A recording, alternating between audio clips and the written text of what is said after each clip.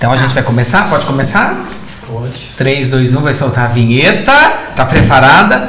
Olá, pessoal! Estamos novamente aqui estreando o nosso... Não, vou começar tudo de novo, não tô estreando. E não vou bater na mesa, tá certo? Ai, eu tenho que baixar um ser aqui. Preparados, então?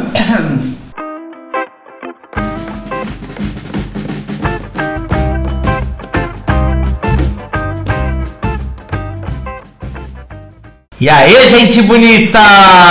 Chegamos no nosso segundo episódio do nosso podcast Luz Câmera Inclui. É isso aí, eu, Rodrigo Casali e Priscila Battaglia. E hoje a gente vai falar de um conceito que tem tudo a ver com o nosso espaço, que é o espaço da Inclui, e tem a ver com um trabalho que a gente faz aqui na Inclui.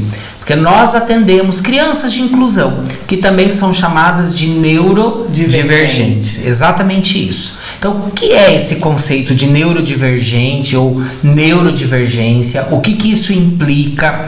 E é muito legal fazer essa discussão, porque muitas pessoas às vezes não entendem. E acham, inclusive, neurodivergência uma palavra gigantesca. E aí acaba com medo de utilizar a expressão, né? E aí fica sempre naquela inclusão.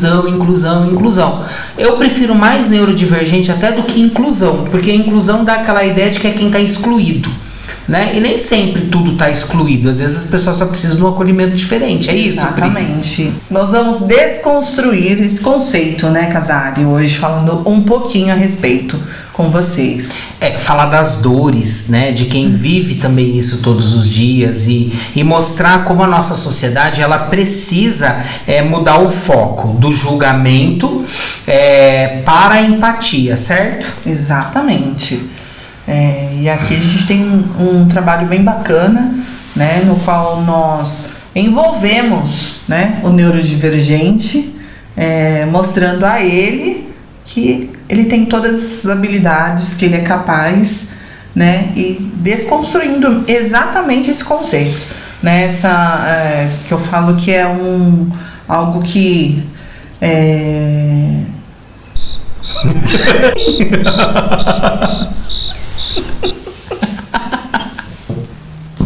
essa estereotipia, né, que fica aí sobre eles, exatamente. E sem falar que esse episódio ele pode ser também um grande divisor de águas, tá? Para você, para sua família, na escola, para o seu trabalho, justamente porque o que gera tanto essa estereotipia que você falou, como qualquer forma de discriminação, é a falta de conhecimento. Exatamente. Então, vamos lá. Vamos começar pela nossa primeira pergunta básica aqui desse episódio. O que é ser neurodivergente? Então, neurodivergente é um termo criado aí, né?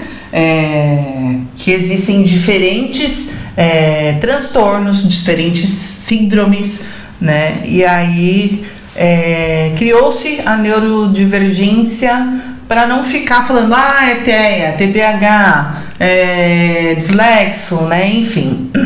Então, a neurodivergência também deixou de ter aquela questão, é um público de inclusão, um público deficiente. De transtornos e síndromes apenas. E aí, dentro desse contexto, né, há diversas síndromes e transtornos. Na verdade, e mesmo essas síndromes e transtornos, como o caso do TEA, do TDAH, dislexia, gente, nada mais, nada menos do que pessoas que possuem ou que nasceram com um cérebro que pensa e funciona de maneira diversa, de maneira diferente. De uma forma que a inteligência, né, existe, mas a forma de compreender e processar é diferenciada. Com certeza. E sobretudo, para a gente parar de olhar com um olhar patológico para essas pessoas, né?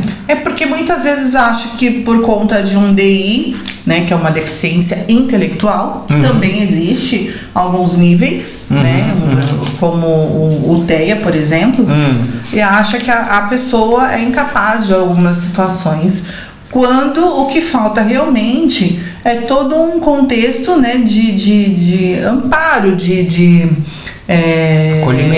acolhimento e dos acompanhamentos, né, que ela necessita. Uma forma, então, assim, a gente tem que aprender a olhar o mundo não só de uma forma homogênea, mas também heterogênea, né? Exatamente. Porque essas pessoas, elas têm formas particulares de perceber o mundo, de se comunicar, de sentir também alguns sentimentos, de processar informações.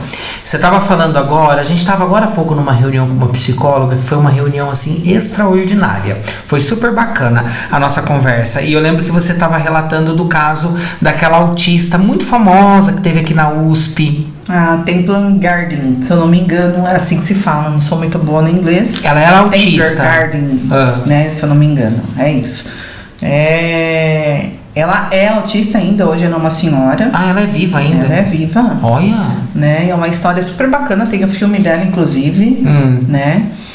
E é a história de vida dela, né, inteira ali. A gente vê que há possibilidade realmente de ser transformada através das intervenções e de um amparo, né, principalmente familiar. Então, assim, o filme dela mostra toda a vida dela, muito bacana. É muito legal, principalmente para as famílias assistirem esse filme. A gente pode colocar, né, depois, a gente pede pro diretor aí colocar no link, tem um linkzinho que a gente de repente pode colocar para quem quiser assistir. Porque assim, nesse filme ele traz pra gente, né, toda a história de vida dela, o quanto ela evoluiu do suporte que ela era, né, que eu acredito que lá no início ela chegou a ser suporte 3, e com todo o amparato aí de suporte neurológico mesmo, né, e suporte familiar. Ela chegou, acredito que suporte 1, que eu acho que é possível, sim. Muita gente acha que não, mas é possível. E uma inteligência fora do comum. Olha, né? Legal. E aí ela consegue provar isso até na faculdade. É interessante que no filme mesmo mostra, né, o que ela já passou até na vida escolar dela, bullying e tudo mais. Então eu acho importante, às vezes as famílias não têm uma noção, e ali é um fato real, né? Lógico, é um filme, mas baseado em fato real. E é importante que as famílias também assistam e tenha essa visão de que é possível, né? E aí a gente percebe o quanto é importante, né, o entrosamento familiar e o amparato multidisciplinar. Bacana. E quando a gente fala desse você vê dentro do que você está falando da história dela, né, e desse conceito que a gente está desenvolvendo aqui, é importante ressaltar que o termo neurodivergente não é um termo clínico, mas ele foi cunhado na década de 90 justamente para ser utilizado no meio social e para construir identidade. Olha que bacana, porque... E para mostrar também, né, de formas diferentes como o cérebro funciona, né? Exatamente. E tirar o peso e o rótulo de errado, né? E abrir o espaço para a gente falar que Exatamente. Ser diferente é bom, né? Então, diversidade neurológica existe, sempre existiu, e a pergunta que fica o mundo está preparado para acolhê-la? Né? Será que todos nós estamos preparados para acolher todos os neurodivergentes, ou quanto nós temos que aprender? Eu acho que a gente tem muito que aprender, na verdade, ainda, para conseguir, não sei se naturalizar seria a expressão correta, mas no meu entendimento naturalizar essas relações e naturalizar essa diferença, né? Então, assim, de ver a diferença como normal e não mais como diferente. Esse é o processo hoje. Eu acho que antigamente, né, essas crianças que tinham alguma questão de neurodivergência, o único amparo que elas tinham, se eu não me engano, era pai, né? Era muito difícil da gente encontrar dentro da escola, né? Acho que a gente, sim. Na minha época, era muito pouco as crianças que tinham alguma questão de neurodivergência. Hoje, né, a gente vê muito mais, porque antigamente só existia, né, a PAI, né, para o contexto até escolar dessas crianças. Então, hoje, a ideia, né, da inclusão escolar, ela vem para quê? Para que o indivíduo típico tenha contato com o atípico, né, para que ele aprenda a lidar e vivenciar normalmente, né, com o neurodivergente, fazendo parte do meio. Isso é o cotidiano, que eu acho que você aprende o respeito entre o próximo, entende que as necessidades do próximo, e que você também, eu acho que forma o caráter muito, né, das crianças, no qual de ajuda ao próximo, da coletividade, trabalhar em grupo, da aceitação, da empatia, né? E por outro sentido, a criança neurodivergente, ela tem uma questão, né, eu creio, de observação e também, digo imitar ou copiar o comportamento do próximo, né? Eu vou lá em Skinner agora, né, que trabalhava muito essa questão aí. Então, o que acontece? E isso é verdade, porque a partir do momento que eu vejo, e a gente está vendo isso aqui, inclusive, em relação até à inserção alimentar, né? Verdade. Não é uma questão nem de repetir o que o outro faz, mas ao fato de observar que os outros colegas estão fazendo, ela também vai experienciar aquela sensação ou aquela experiência, ou aquele alimento, enfim. E a gente tem provas vivas aqui que realmente isso acontece, né? A gente vê crianças que não come isso, não come aquilo, e aqui no fato, na aula de culinária, né? No fato de estar experienciando e fazendo parte, né? Desenvolvendo ali, ele acaba comendo, né, se alimentando daquilo que ele nem não se alimentava, tinha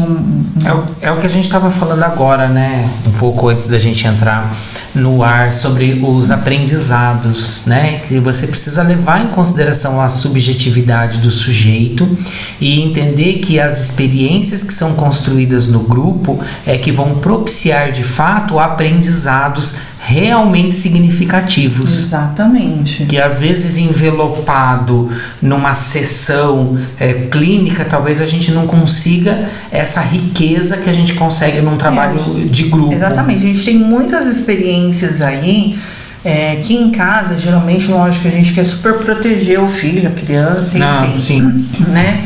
O fato da alimentação, né? Às vezes a mãe dá na boca da criança. Né, a comida ainda, e achando que de repente ele não tem, né, essa coordenação, essa desenvoltura e na escola ela acaba aprendendo. Por quê? Porque ali todo mundo vai comer individualmente. Ninguém tá levando a mãe para dar comida na boca. Ninguém tá levando. E aí o que acontece? Essa criança ela acaba desenvolvendo essa habilidade, né? Por quê? Porque ela está observando, porque ela está fazendo parte do meio. Então, a importância também, né? A gente fala a inserção no meio escolar. Porque eu quero que meu filho esteja ali no mesmo nível que os demais. Claro, tem crianças que conseguem, tem crianças que... Mas dependendo da neurodivergência, a gente tem que ver o qual é importante também esse outro desenvolvimento, né? Não só da escrita, não só do saber, né, matemático, português, ela vai desenvolver, mas essas outras habilidades é muito importante. Você falou uma coisa que me lembrou de um mito que é muito importante, um mito muito famoso, que muitas pessoas entendem que essas pessoas não aprendem ou têm pouco interesse. É um mito, né? Não é bem isso. É um super mito, porque assim, na realidade, a falta de interesse é porque tem falta de estímulo. Coloca uma criança dessa, ou mesmo um jovem, numa sala de aula convencional, ficar sentada 4 horas. Mas nem a criança típica ela consegue ficar não todo esse tempo sentado. Bom, a gente vê os nossos. Eu acho que tá errado a forma, infelizmente tá errado, a forma de aprendizagem. né? Eu acho que assim, o professor virado, escrevendo na lousa, Sim. falando com os alunos, né? Sem olhar nos olhos, sem verbalizar, sem direcionar a eles, né? Eu acho que hoje a gente precisa fazer com que as crianças façam parte da aula, façam parte do meio, né? Eu fui numa palestra há um tempo atrás, onde tinha um professor universitário que ele disse que ele se sentia o melhor professor da universidade. Ele se sentia um cara super importante da universidade, afinal ele era, eu acho que reitor também, se eu não me engano. E aí ele disse que foi fazer uma aula que ele tinha preparado, assim, uma super aula. E aí ele disse que estava dando a aula, olhou ali no fundo, isso não tem nada a ver com neurodivergência, mas veja bem, ele olhou pro fundo e viu que tinha um cara que tava com uma cara assim, tipo, que pé no saco, que bosta essa aula, né? Corta. E porre, Priscila, porre.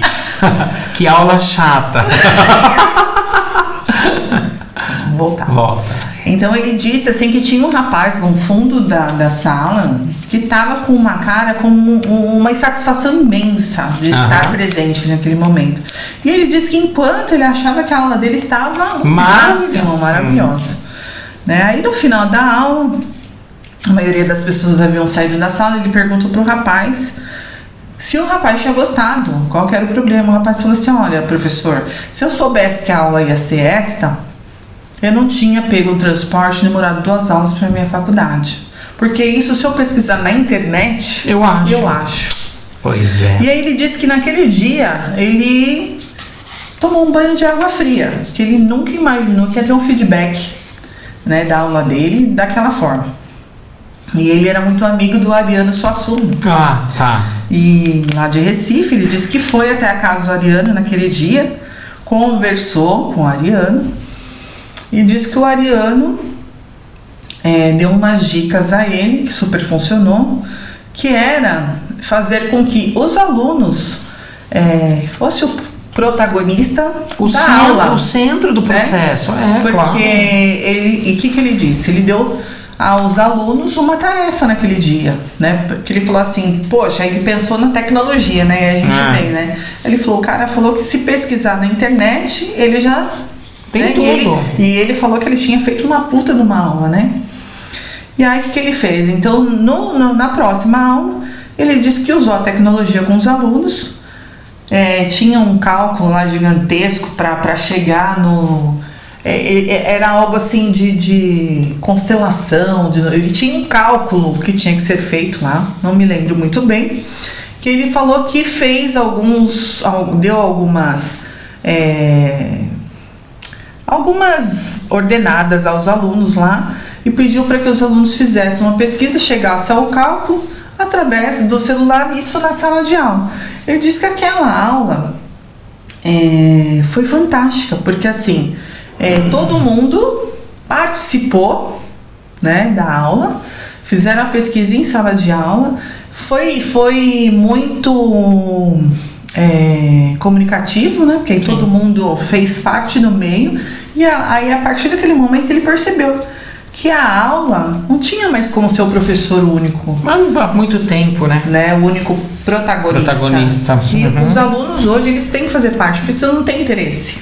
E eu vejo que o neurodivergente, ele meio que veio... Porque assim, esse discurso, ele existe já faz década, né, professora? De que o professor não é detentor do conhecimento, que o aluno tem que ser o protagonista. Quer dizer, a nova escola, acho que está desde a década de 1970, do século XX, que a gente tem essa teoria sendo discutida no Brasil. E os alunos sentadinhos, continua todo mundo sentado, um olhando a nuca do outro, não mudou nada. E agora, com a chegada da lei de inclusão e esses alunos autistas e DIs e todo mundo entrando para dentro da sala de aula e tendo que, por força de lei, que ser visto e que ser incluído, tá tendo que repensar tudo isso na força da marra. A questão que fica hoje, que eu falo para você, é que é tudo muito lindo na prática, enquanto a gente tiver Qual que é o objetivo da escola? Você vai pegar os materiais oficiais, aí, os documentos oficiais, ele fala que é formar o cidadão crítico reflexivo. Concorda comigo? Sim. Hoje a gente não faz isso. Só que ele não dá a chance da reflexão. Não, imagina, a escola no Brasil hoje, ela forma para prestar vestibular. Porque toda vez que você vai fazer um movimento um pouquinho diferente, você tem, assim, forças contrárias se levantando. Sim, mas é isso que eu tô falando. E o professor, ele é obrigado a seguir um conteúdo. Seguir um conteúdo. Né? E nem sempre esse conteúdo ele é adequado para alunos, de repente, que são neurodivergentes ou são, enfim, que tem aí... Às vezes nem para aquele que não é neurodivergente, então, que não cria conexão. Exatamente. Né? Não cria conexão. A questão que fica é como o aluno aprende, como eu devo ensinar. Estou ensinando corretamente? Porque assim, às vezes a forma, né, de ensinar, a minha forma de ensinar dentro de sala de aula atinge uma certa quantidade de alunos e outros não. E o que eu tô fazendo? É igual aqui no espaço. É igual aqui no espaço que a gente vive trocando figurinha, né? Hoje mesmo eu tava falando pra você, falei, olha, eu tenho um aluno aqui que eu tava lá, né? Fiquei com ele acompanhando ele hoje à tarde. Cheguei pra você e falei, Pri, eu não consigo, ele não pegou no lápis, na caneta, ele não consegue. Aí a Priscila falou assim, eu já tentei ontem, não pegou. Falei, o hiperfoco dele foi brincar de massinha. Ele não consegue fazer isso. Quer dizer, a gente tá o tempo inteiro aqui investigando como ele aprende, quais são os interesses dele. Gente, dá trabalho, tá? Não é fácil, não. Mas é ao mesmo tempo instigante também. Só que não dá para você fazer isso de uma forma engessada. Você tem que ter uma liberdade para fazer isso, uma temporalidade flexível para você conseguir desenvolver esse sujeito. E aí vamos pensar num termo, desenvolver esse sujeito de forma holística, né, num sentido como um todo, e não massificar a informação. Eu acho que o problema maior está na massificação da informação. E outra coisa, hoje nós estamos só depositando saber na criança. Não é informação, não é nem saber, Priscila. E aí o que acontece? A gente não utiliza uma prática com essa criança do que ela está aprendendo. A criança não tem um concreto.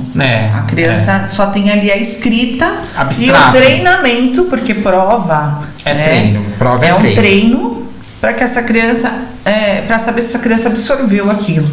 E por muitas vezes eu sou muito contra essa questão de prova, né? Prova, porque o quanto a criança fica nervosa, né? Ela fica tensa. E por muitas vezes essa criança até sabe que era para ser feito ali no momento.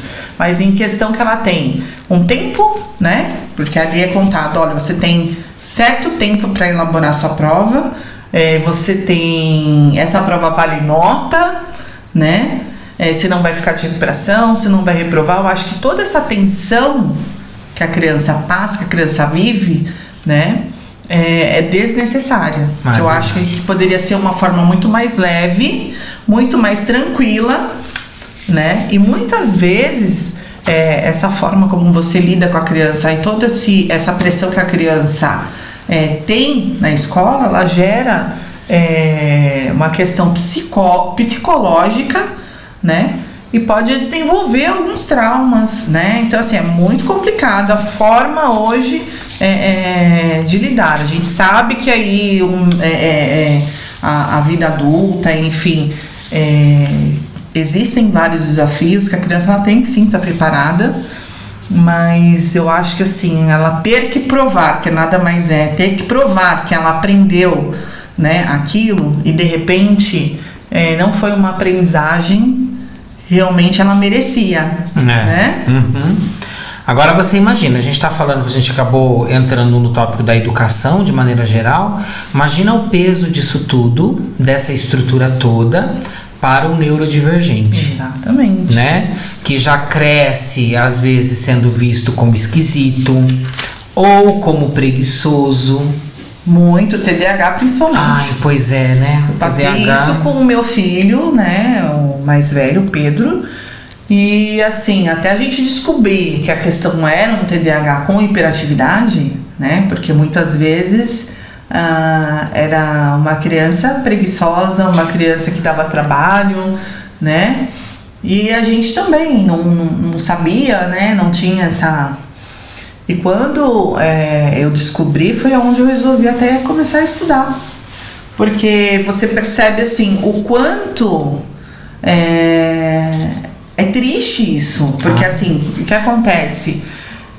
Quantas crianças em sala de aula têm uma questão, né, e não aprendem porque há um motivo, há algo atrás. Eu na escola eu na escola não tive problema com o meu TDAH. Eu tenho problema com rotina no dia a dia.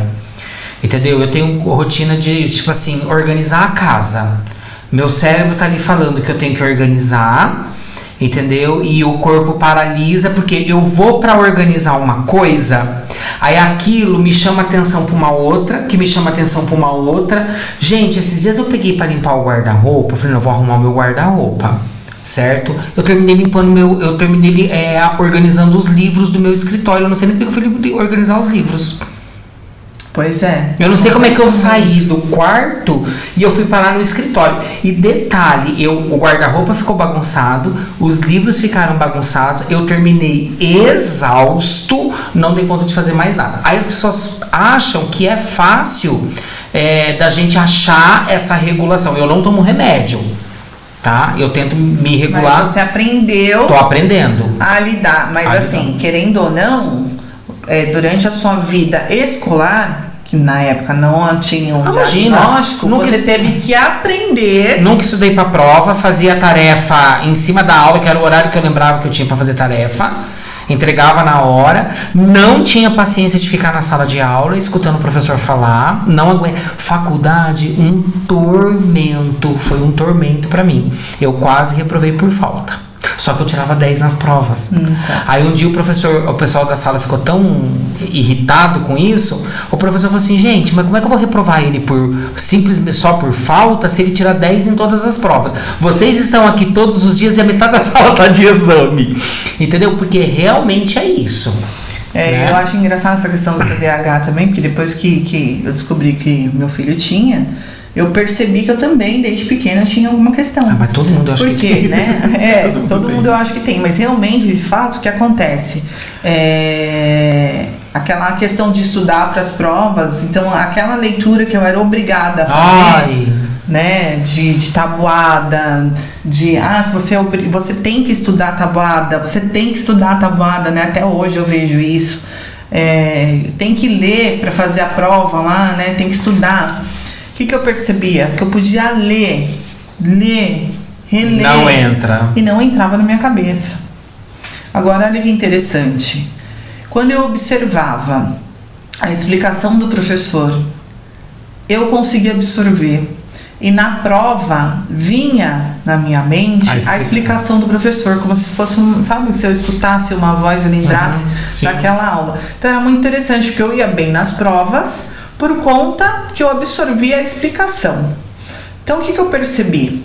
Que o meu problema é que quando eu escuto, eu processo muito melhor do que quando eu leio. Olha que interessante, as múltiplas inteligências. E aí, o que acontece? Do Gardner. Na faculdade, a minha professora, que era também Priscila, na época, ela falava pra mim que eu parecia rezadeira na prova.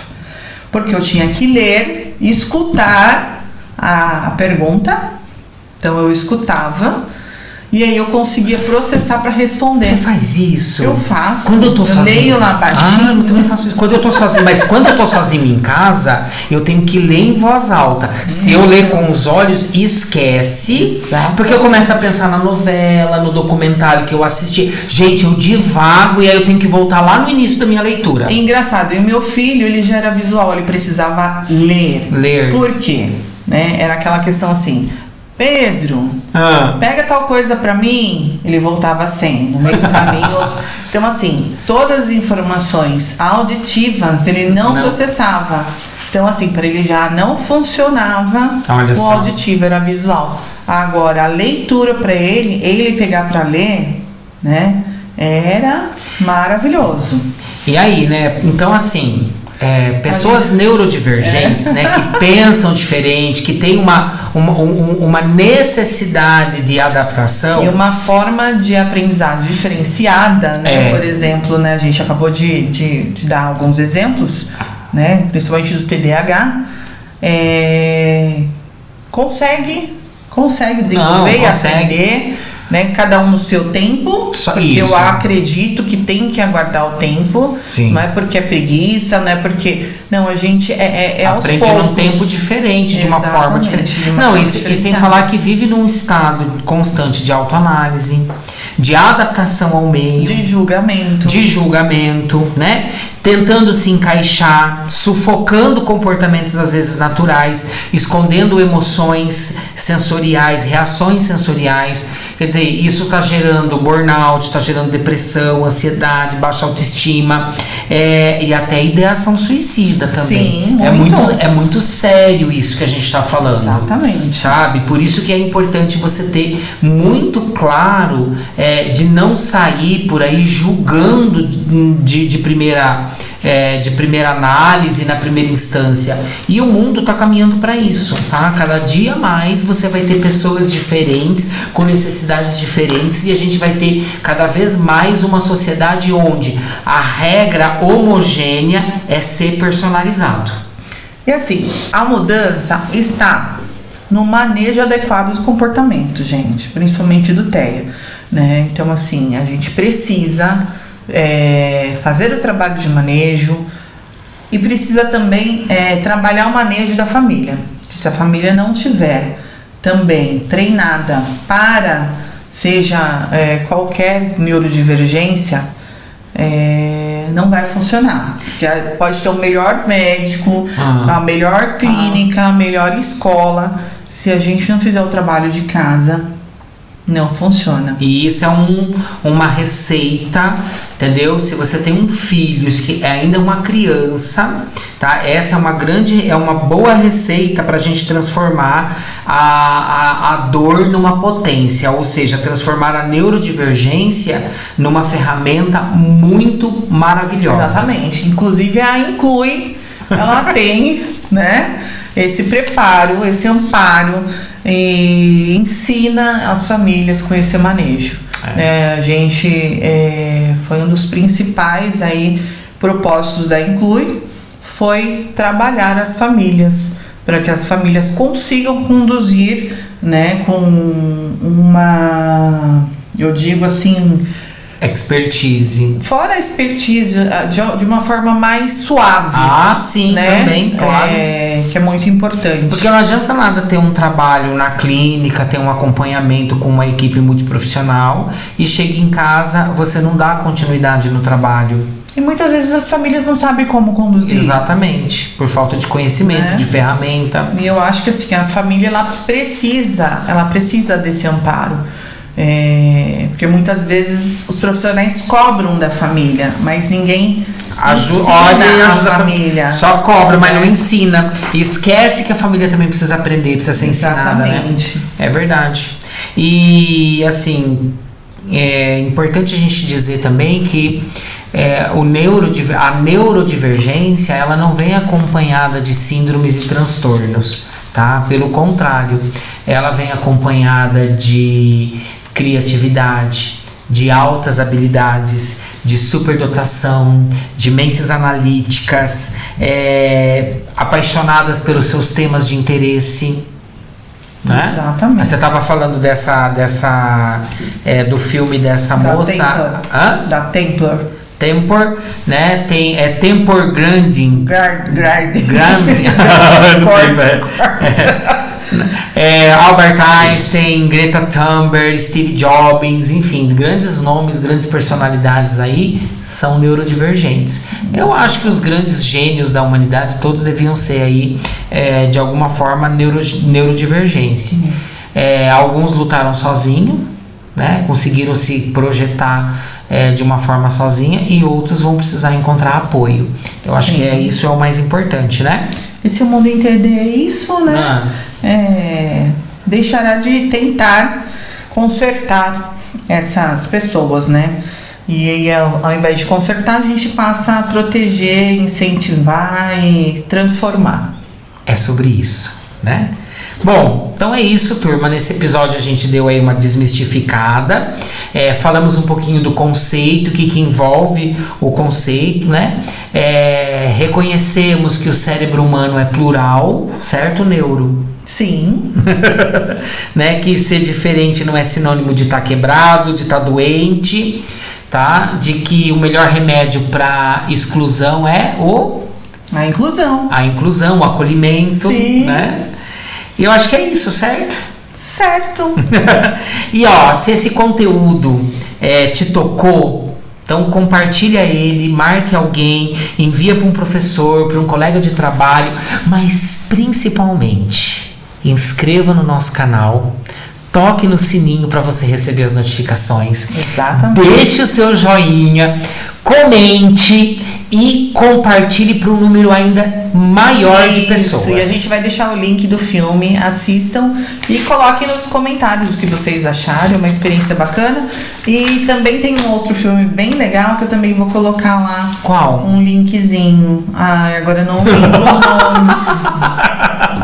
Ela vai deixar o link do filme, pessoal, mas ela não lembra o nome. Então vocês vão ter que aguardar o link. Mas é um filme muito legal. Que é um menino, o Teia, não verbal.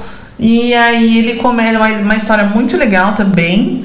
E aí ele começa a fala dele por conta dos desenhos de animação da Disney. Eu ouvi essa história. É muito legal. Eu conheço essa história, é muito legal mesmo. Muito legal. Vou deixar o link pra vocês. Mas não sei falar nada sobre. Eu só lembro da história, mas não vou lembrar o nome do filme. Eu só não lembro o nome exatamente, mas é uma produção da Walt Disney. Do seu Walt Disney. E aí, assistam também. A gente vai deixar os links na descrição do vídeo, tá? Desse episódio. E pessoal, quem comentar nos nossos episódios, a gente vai falar dos comentários, ou responder o comentário, ou agradecer o comentário nos próximos episódios. Porque a gente tá fazendo episódios gravados, a gente ainda não tá fazendo episódios ao vivo. Em breve, quem sabe, entraremos com episódios ao vivo, certo? Exatamente. Contamos com o sininho lá de vocês lá. Isso aí. E ficamos aqui nesse episódio com o tema neurodivergência e a gente se vê no nosso próximo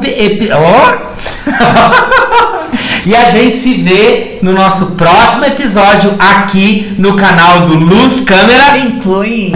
Tchau.